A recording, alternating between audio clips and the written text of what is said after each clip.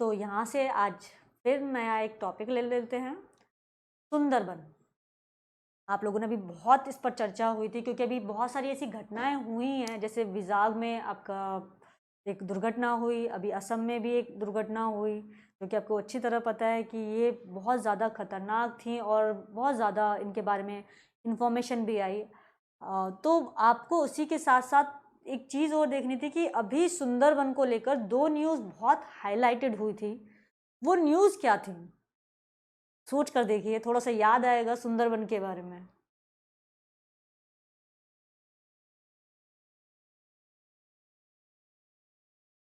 नहीं याद आया? चलो डिस्कस करते हैं। एक पॉजिटिव न्यूज़ थी और एक नेगेटिव न्यूज़ थी, एक सकारात्मक और एक हमारे लिए बहुत ज़्यादा नकारात्मक। जो पहले बात कर लेते हैं वो है पॉजिटिव न्यूज़ की। वो पॉजिटिव न्यूज़ क्या थी? सुंदरबन एक्चुअल में एक ऐसा मैंग्रोव फॉरेस्ट है जो विश्व का सबसे बड़ा मैंग्रोव फॉरेस्ट के तौर पर जाना जाता है। ये दो देशों के बीच में बटा हुआ है। कौन कौन से देश? बांग्लादेश और आपका भारत। और इसका ज़्यादातर जो भाग है वो बांग्लादेश में है, जबकि भारत वाला जो पार्ट है इसका ऑलमोस्ट आपका पश्चिम बंगाल में फैला हुआ है। तो जो पॉजिटिव न्यूज़ आई है वो पॉजिटिव न्यूज़ पश्चिम बंगाल या भारत वाले सुंदरवन से जुड़ी हुई न्यूज़ है। और उसमें ये बताया गया है, वेस्ट बंगाल के जो फॉरेस्ट डिपार्टमेंट ने उसने ये इंफॉर्मेशन शेयर की है कि इस सुंदरवन में बाघों की संख्या जो पहले 88 थी, 88, वो बढ़कर 96 हो गई है। ठीक है, ये दिया हुआ है देखो, वेस्ट बंगाल वन विभाग द्वारा या फॉरेस्ट डिपार्टमेंट द्वारा सुंदरबन में बाघों की संख्या में वृद्धि होने की जानकारी दी गई। और 2019 है, ठीक है, 2019 ये मिसप्रिंट हुआ है तो हम यहाँ करेक्ट कर लेते हैं। 2019 और 20 के सर्वेक्षण में सर्वे में बाघों की संख्या जो थी ये 88 से बढ़कर 96 हो गई। तो ये बताता है कि हमारा बायोडाइवर्सिटी को लेकर या जो हमारे इन्वायरमेंटल प्रोग्राम्स चल रहे हैं उनको लेकर जो भारत सरकार है वो बहुत अच्छे से काम कर रही है, बहुत अच्छे एक्शन प्लान बना रही है और उन पर काम भी चल रहा है। उनका रिजल्ट या हमें परिणाम जो है वो इस तरह से देखने के लिए मिलता है। तो 88 से बढ़कर 96 हुई है, लेकिन ये केवल पश्चिम बंगाल वाले सुंदरबन में हुई है। अगर हम टोटल सुंदरबन को देखें तो बाघों की संख्या टोटल 104 के आसपास हमें दिखाई देती है। जो डाटा कहीं कहीं 105 भी दिया है, कहीं कहीं 103 भी दिया है। तो अभी हम बात करते हैं 104 की। ठीक है, तो इसको देख लीजिएगा एक बार आप। तो टोटल अगर हम बात कर रहे हैं भारत और बांग्लादेश तो वहाँ पर बाघों की संख्या 104 है, लेकिन जो सारे ऑलमोस्ट बाघों की संख्या में दिखाई देती है वो वेस्ट बंगाल में। क्योंकि आपको पता है जो हमारा बंगाल टाइगर है, ठीक है, एशियाई बंगाल टाइगर है, वो भी हमारे वेस्ट बंगाल वाले सुंदरबन वाले एरिया में ही पाए जाते हैं। और वो सुंदरबन जाना ही इसलिए जाता है क्योंकि वहाँ पर बंगाल टाइगर्स और पाए जाते हैं। और आपको पता है हमारी एक टीम भी रही है बंगाल टाइगर्स, या हमारे जो सौरव गांगुली हैं उनको भी इसी नाम से कंसिडर किया जाता है। तो बहुत सारे फैक्ट्स उसके साथ अपने आप ही ऐड हो जाते हैं। तो पॉजिटिव न्यूज़ तो ये हुई कि बाघों की संख्या में वृद्धि हुई, लेकिन नेगेटिव न्यूज़ क्या रही? देखो, एक है हमारे यहाँ पर जितनी जो कोयले से संचालित होने वाले या ऑपरेट होने वाले जो स्टेशंस हैं या जो प्लांट हैं जहाँ भी कोयले का प्रयोग किया जाता है इलेक्ट्रिसिटी जनरेट करने के लिए, ठीक है, करंट जनरेट करने के लिए, या जो एनर्जी प्लांट होते हैं वहाँ पर उस कोयले जब कोयले से एनर्जी जनरेट की जाती है तो उस कोयले से एक प्रदूषक या पॉल्यूटेंट निकलता है जिसे फ्लाई ऐश बोला जाता है। ठीक है, ये फ्लाई ऐश ये बहुत जहरीला या बहुत ज़्यादा टॉक्सिक बोल सकते हो, जो मानव जीवन के लिए ही नहीं बल्कि जो आपका वाइल्ड लाइफ है, जो आपका मरीन लाइफ है, इवन आपकी फ्लोरा एंड फोना, इन सभी के लिए बहुत खतरनाक है।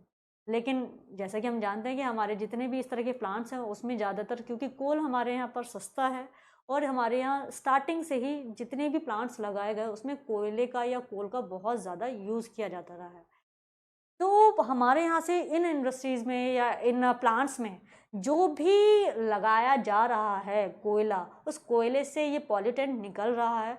इस पॉल्यूटेंट के दो हम लोगों को मतलब इसे दो दृष्टियों से देखा जाता है, एक इसका यूजेस और इसके जो डिसएडवांटेजेस हैं या इसके डीमेरिट्स जो हैं।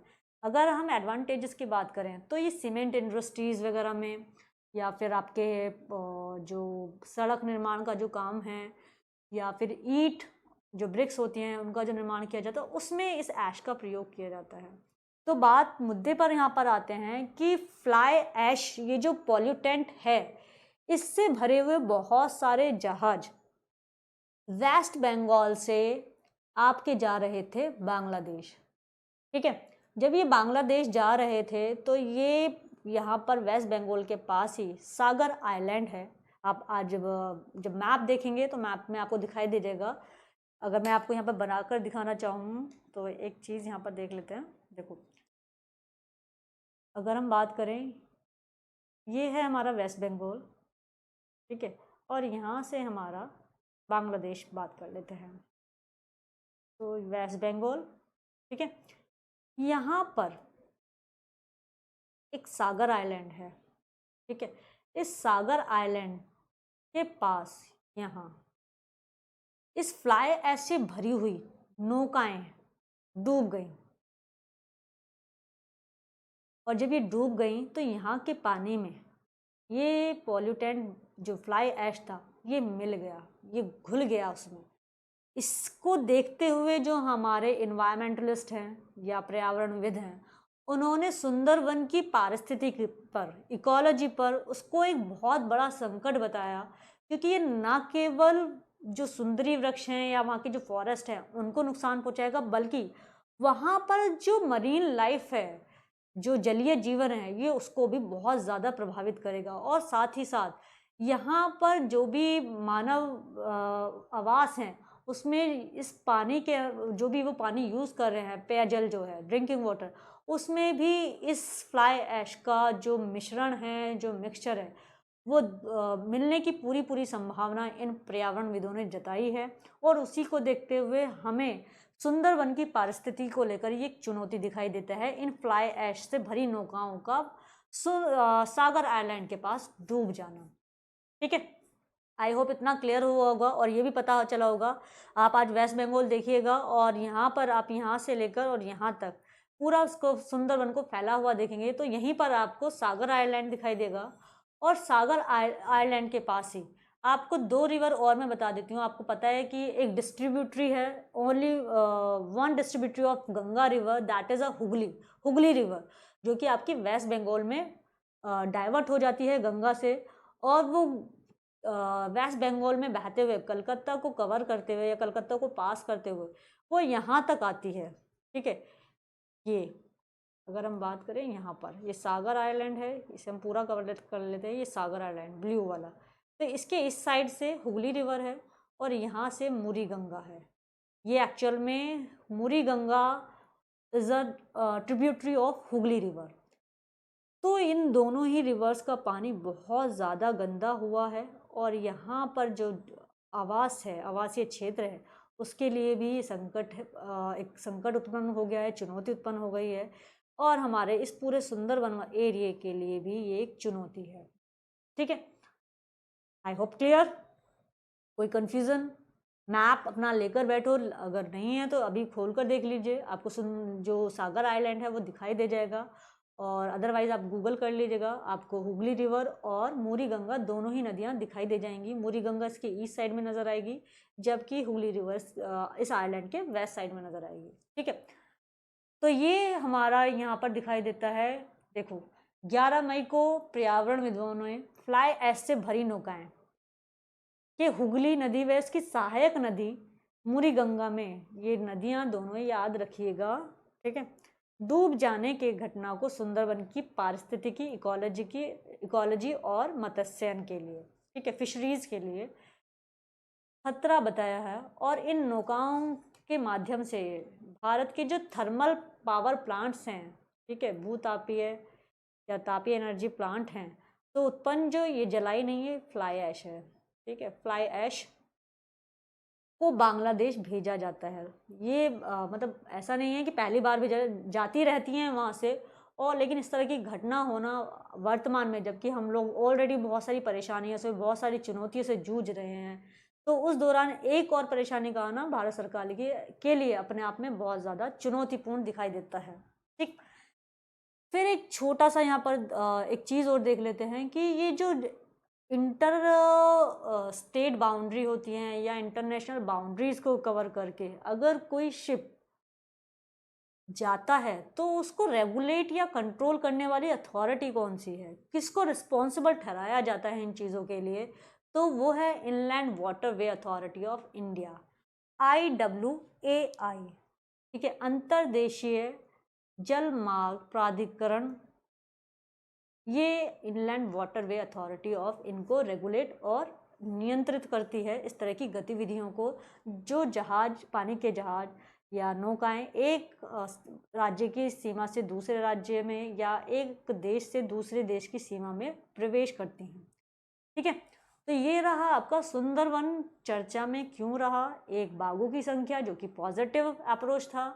सेकंड जो कि था आपकी फ्लाई ऐश की नौकाओं का हुगली और मुरी गंगा नदी के पास डूब जाना, ये इसका दूसरा जो चर्चा का मुद्दा रहा, लेकिन ये बहुत ज़्यादा नेगेटिव एक हमें या एक चुनौती हमारे सामने खड़ी कर रहा है। ठीक, चलो अब थोड़ा सा ज्योग्राफी देख लेते हैं। आपने पता है कि मेरा जो आपसे इंट्रोडक्शन हुआ था वो वर्ल्ड ज्योग्राफी को लेकर ही हुआ था, और हम अभी इंडिया तक नहीं पहुंच पाए थे। अगर पहुंच जाते तो शायद ये चीज़ें हम लोग वहाँ पढ़ लेते, लेकिन अभी थोड़ा सा हम सिर्फ सुंदरवन पढ़ लेते हैं।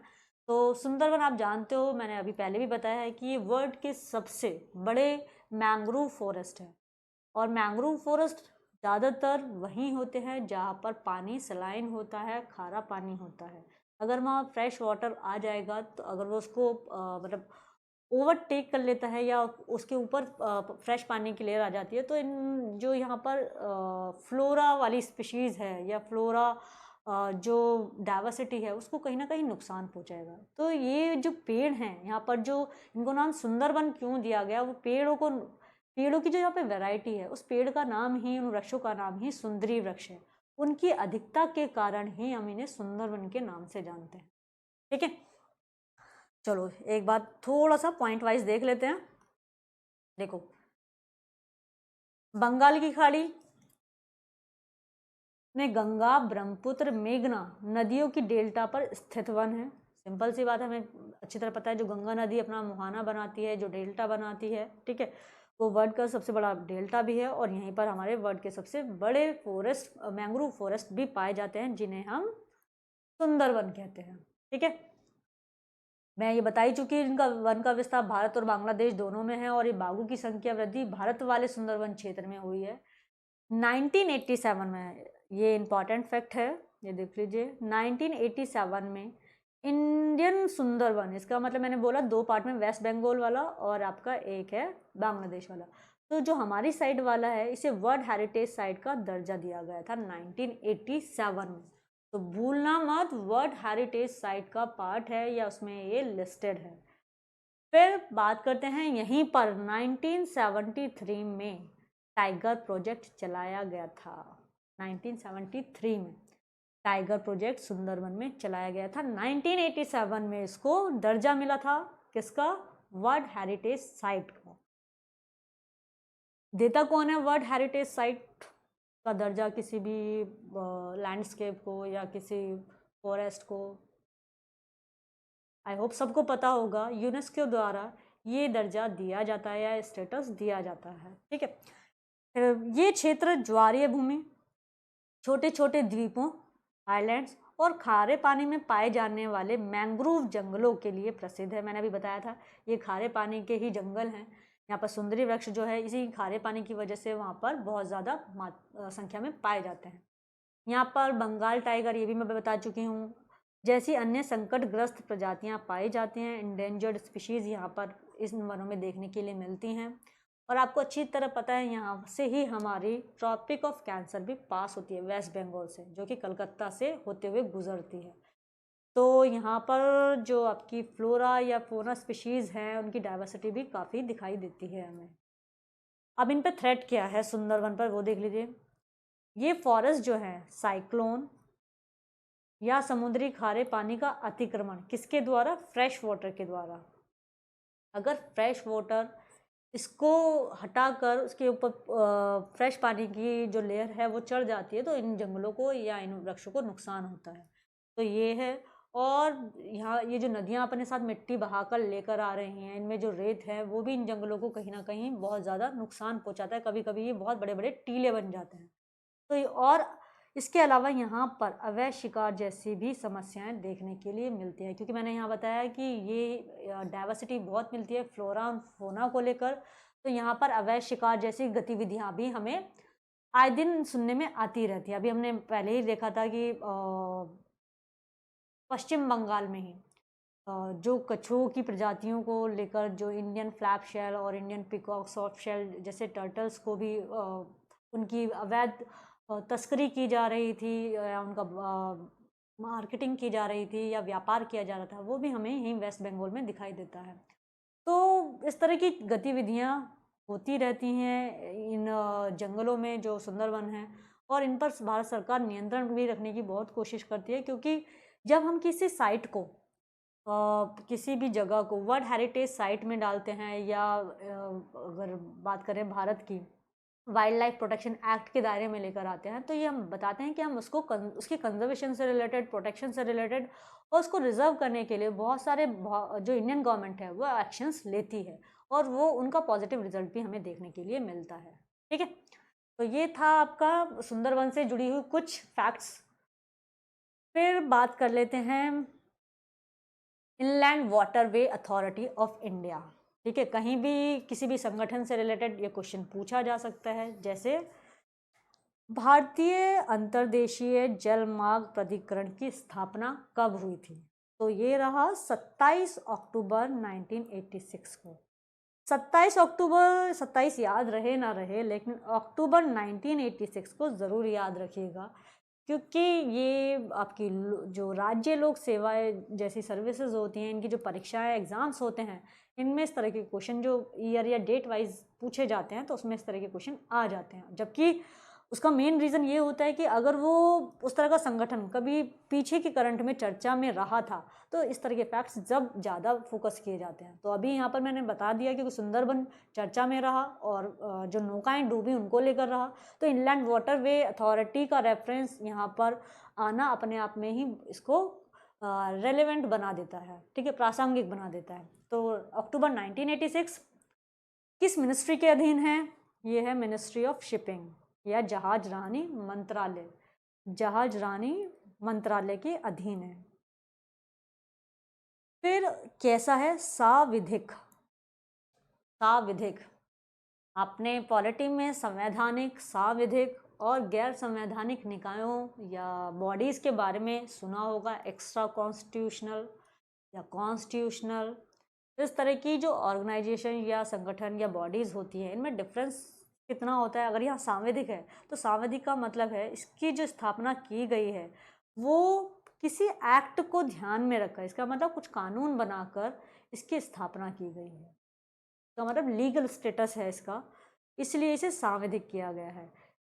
अगर हम कॉन्स्टिट्यूशनल या संवैधानिक की बात करें तो ये कब होगी?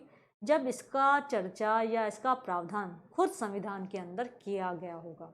जैसे हम बात कर लेते हैं अल्पसंख्यक मंत्रालय की या अनुसूचित जाति या जनजाति आयोग की, निर्वाचन आयोग की, ये संवैधानिक निकाय हैं। ठीक है, लेकिन जो सांविधिक होते हैं वो सरकार जब कोई कानून बनाती है, उस कानून के मद्देनजर उससे रिलेटेड कोई संगठन या बॉडी बनाई जाती है तो उसे हम सांविधिक कहते हैं। ठीक है, फिर बात करते हैं यह अंतर्देशीय जलमार्गों के व सीमा पार या ट्रांस बाउंड्री जलयानों की आवाजाही को नियंत्रित और नियमित करता है। Inland waterway authority regularise the ships and आप कह सकते हो boats between two states and between one country and another country. ठीक है, एक राज्य से दूसरे राज्य और एक देश से दूसरे देश की सीमाओं के आर पार इस तरह की जहाज़ों की या नौकाओं की जो आवाजाही होती है उसको रेगुलेट करता है आपका inland waterway authority of India. फिर बात कर लेते हैं फ्लाई ऐश। वो मैंने आपको बहुत अच्छे से समझा दिया। फ्लाई ऐश अपने आप में एक पॉल्यूटेंट है। कैसा पॉल्यूटेंट है? ये जो हमने थर्मल पावर प्लांट्स देखे हैं जो कि कोयला संचालित होते हैं, कोयले से ऑपरेट होते हैं, कोयले से एनर्जी प्रोड्यूस होती है, वहाँ पर ये देखो कोयला संचालित विद्युत संयंत्रों से उत्पन्न प्रदूषक पॉल्यूटेंट है। इसका उपयोग हम पहले भी बता चुके, सीमेंट निर्माण में, ईंट निर्माण में, सड़क निर्माण में किया जाता है। इन तीनों ही इंडस्ट्री में। इसके अलावा बहुत सारी और भी इसके एग्जाम्पल्स हैं जहाँ पर इसका प्रयोग किया जा रहा है। लेकिन ये खतरनाक क्यों है? क्योंकि इसमें देखो क्या क्या मिल रहा है, शीशा नहीं, शीशा, क्रोमियम, मैग्नीशियम, लेड, आर्सेनिक आदि पानी में घुल जाने से, ये जैसे पॉल्यूटेंट्स हैं, जब ये पानी में घुल जाते हैं तो ये न केवल मानव जीवन अपितु जलीय जीवन, मरीन लाइफ को नकारात्मक रूप से प्रभावित करते हैं। आपको बहुत अच्छी तरह पता है, आपको इसके लिए बताने की ज़रूरत नहीं है कि जो पॉल्यूटेंट होता है वो हमेशा हमें नुकसान ही पहुंचाता है। अगर हम बात करते हैं इंडस्ट्री के लेवल पर, वो बहुत अच्छा हो सकता है इंडस्ट्री डेवलप करने के लिए या कहीं सेटअप करने के लिए। अगर हम कोयले की बात करें तो कोयले का हमें पता है कि कार्बन की मात्रा उसमें बहुत ज़्यादा होती है और वो हमारे इन्वायरमेंट को नुकसान पहुंचाता है। लेकिन हमारी जो मजबूरी वो ये है कि कुछ इंडस्ट्री उसके बिना हमारे यहाँ रन नहीं कर सकती, और हमें जो सबसे सस्ता पड़ता है एनर्जी प्रोड्यूस करने के लिए वो हमारे यहाँ पास पे कोयला ही हमारा वो सोर्स है, और हमारे यहाँ इजीली अवेलेबल हो जाता है। जो हमारा छोटा नागपुर वाला एरिया है ये हमारा मिनरल्स की दृष्टि से काफ़ी रिच है, तो हमें इजीली अवेल हो जाता है। इसीलिए हम इस पर कभी इतनी गहराई से नहीं सोच पाते, क्योंकि आज वर्तमान में अगर हम बात करते हैं इन्वायरमेंटलिस्ट या इन्वायरमेंटल कंसर्न की, तो हमें दिखाई देता है कि जब हम कोयले को यूज़ कर रहे हैं तो कार्बन की मात्रा दिन प्रतिदिन हमें बढ़ती हुई नज़र आ रही है।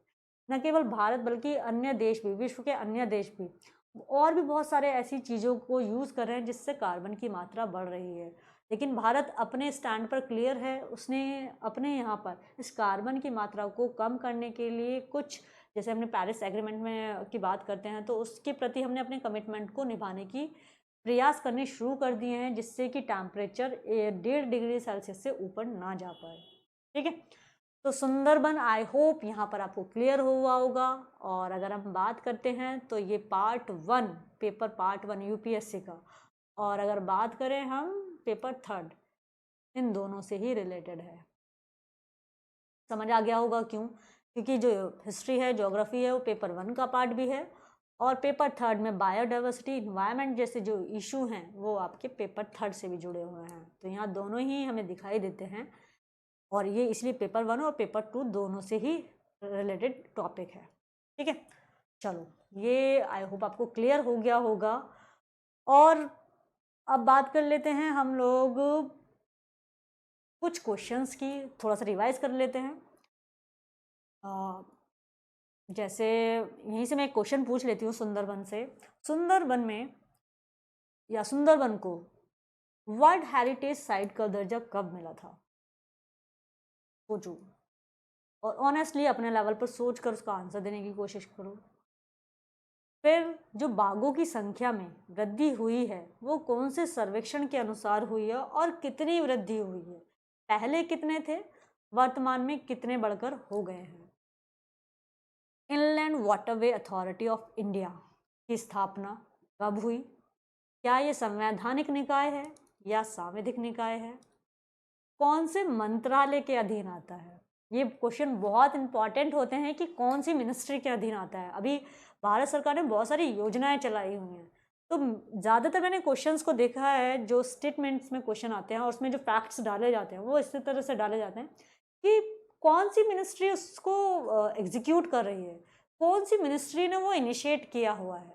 तो यहाँ पर देखने वाली चीज़ यही होती है कि हम क्या करते हैं, हम लोग ज़्यादातर केसेस में बात ये हो जाती है कि चलो चल रहा है, हमने पढ़ लिए हैं टॉपिक, लेकिन जो मिनिस्ट्री थी वो मिनिस्ट्री हम भूल जाते हैं। हम एक मिनिस्ट्री याद कर रहे थे कि इस मिनिस्ट्री को इनिशिएट किया था। एग्जीक्यूटिव बॉडी कौन सी है, एग्जीक्यूट कौन करेगा, या उसके लिए ऑपरेशन कौन कर रहा है, कौन सहयोग कर रहा है, वो चीज़ें हम कभी कभी इग्नोर भी कर देते हैं और बहुत ऊपर से पढ़ के चले जाते हैं। तो याद रखिएगा कि इस तरह के क्वेश्चन बहुत ज़्यादा पूछे जाते हैं कि कौन सी मिनिस्ट्री या कौन सी बॉडी उनको इंट्रोड्यूस कर रही है, लॉन्च कर रही है और उसके दायरे में क्या क्या आता है।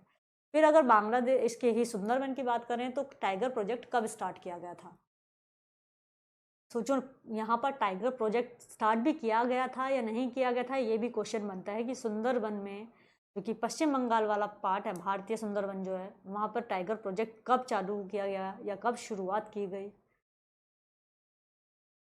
चलो, आई होप इतना आपको क्लियर हुआ होगा। इससे ज़्यादा